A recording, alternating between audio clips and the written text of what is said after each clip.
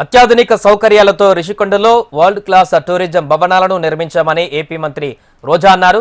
కొత్తగా 7 భవనాలను హరిత రెస్టారెంట్ ప్లేస్ లో నిర్మించామని తెలిపారు.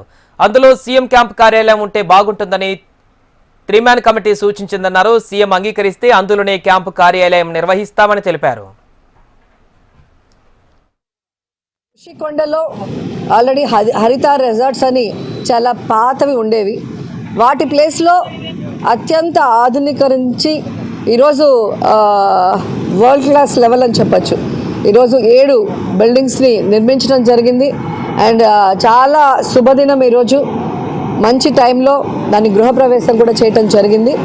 యాక్చువల్గా టూరిజం కోసం అన్ని పర్మిషన్స్ తీసుకొని చాలా అద్భుతంగా 7 భవనాలని నిర్మించడం జరిగింది. సో ముఖ్యమంత్రి గారు ఎక్కడుంటే బాగుంటుంది, ఎక్కడి నుంచి పరిపాలిస్తే బాగుంటుంది అన్న క్రమంలో 3-మ్యాన్ కమిటీ వైజాగ్లో ఉన్న అన్ని ప్రదేశాలని కూడా సందర్శించారు.